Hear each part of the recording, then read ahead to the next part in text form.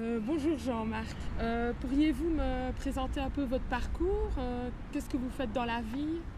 Comment en êtes-vous arrivé à ce que vous faites actuellement dans la vie? Bonjour, actuellement j'ai 53 ans et je suis curé des paroisses de la commune de Theux.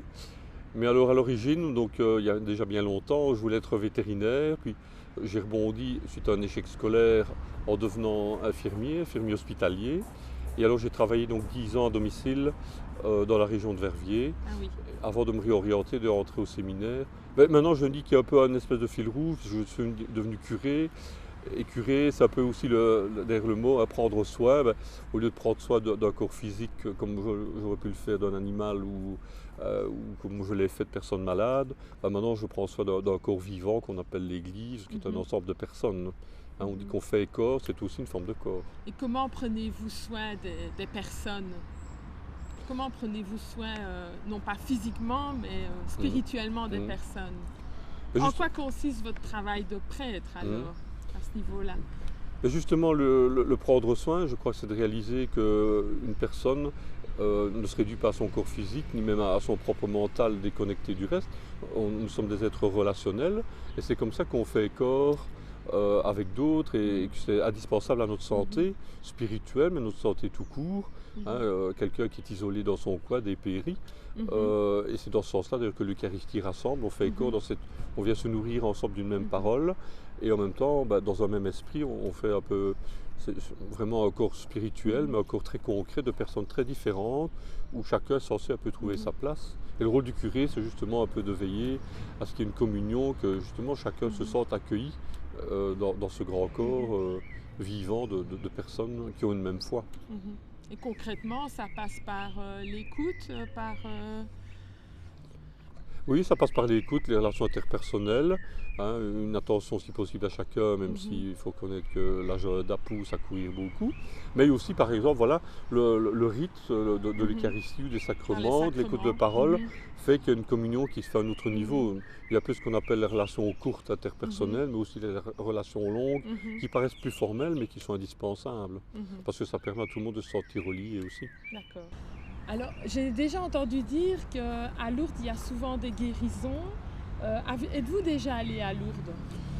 Oui, je suis allé régulièrement pendant une vingtaine d'années, Mhm. mais surtout comme animateur de jeunes. Et c'est un groupe Mhm. de jeunes où les aînés étaient brancardiers et les autres suivaient le pèlerinage à leur Mhm. niveau. En tant qu'adolescents, il y avait des animations adaptées, quoi. Et pourquoi tant de personnes vont à Lourdes? On dit qu'il y a des milliers de pèlerins chaque année.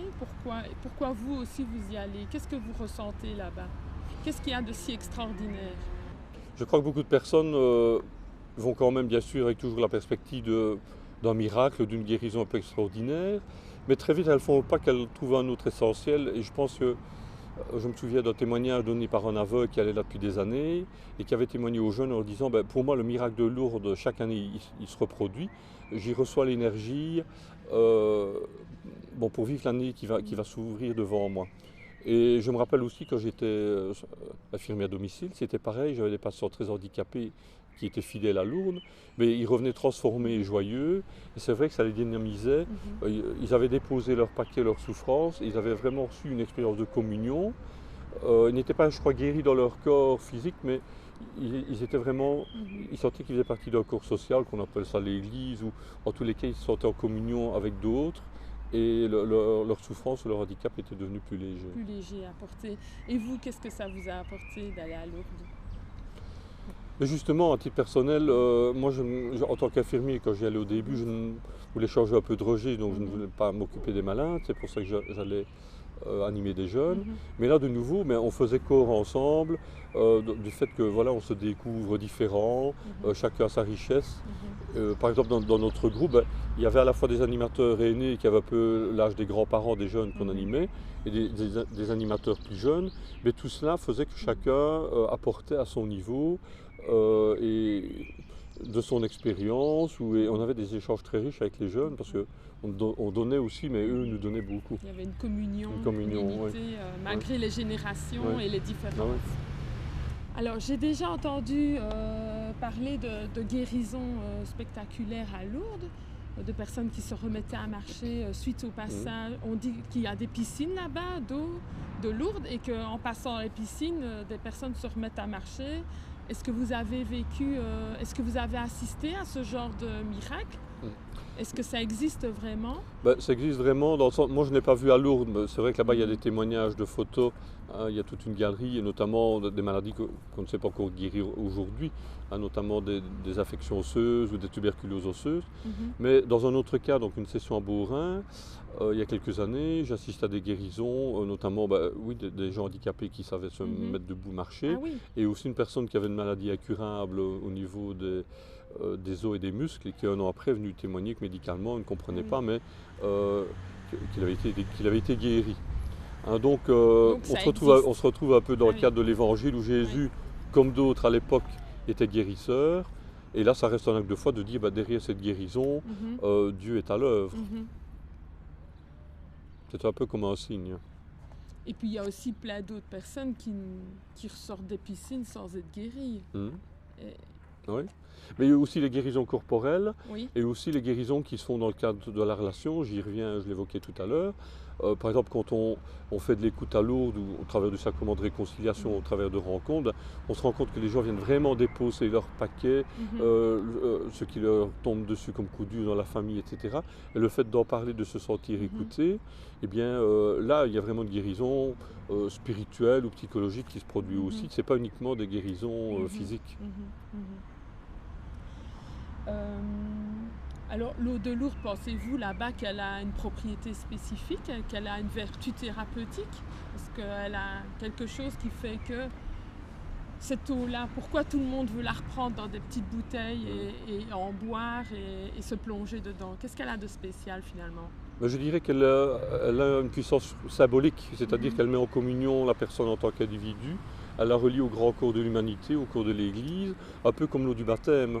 Hein, donc ce n'est pas une eau magique, elle n'a pas de propriété minérale particulière, mais le fait que c'est vécu dans une démarche de foi et en même temps de relations humaines fait qu'elle prend de la valeur.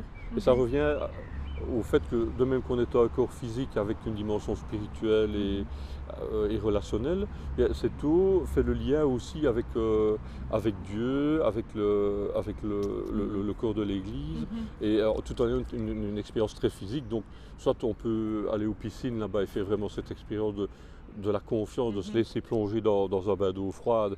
Et c'est vrai que je l'ai vécu, c'est un peu extraordinaire dans le sens où on abandonne vraiment toutes nos idées, nos peurs, et hop, on vit vraiment un moment très fort simplement en étant plongé dans l'eau. Le fait de ramener de cette eau à la maison fait mémoire de ce qu'on a vécu à Lourdes et de ce qu'on peut encore vivre ailleurs. Donc vous dites que vous avez fait l'expérience d'aller dans la piscine, ça m'intéresse. Qu'avez-vous ressenti? Enfin, vous dites que vous avez eu cette sensation de légèreté. Comment ça se passe exactement, ce passage dans la piscine? Avant, après, pendant, comment ça se passe?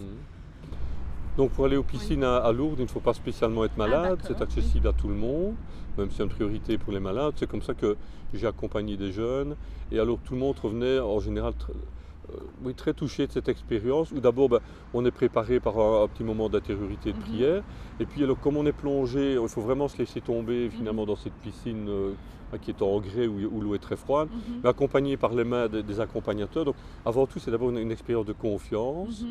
Et puis alors, et c'est très court, on est à peine dans l'eau et complètement immergé, on n'a pas le temps d'étouffer, de se noyer, qu'on est déjà ressorti. C'est vraiment une expérience comme on pourrait faire un baptême d'adulte, mais qu'on ne fait pas quand on est bébé. Et alors, ce qui est particulier, c'est que cette eau, à mon avis, étant tellement froide et fortement minéralisée, on ressort pratiquement sec. Mais ça, c'est particulier. Mais c'est surtout ce qui m'a marqué, moi, l'expérience de devoir faire confiance et comme ça, finalement, une impression de renaissance, hop, un plongeon dans le sous l'eau, dans la mort, oui, c'est ça, pour renaître cette symbolique-là, à la vie. Merci beaucoup.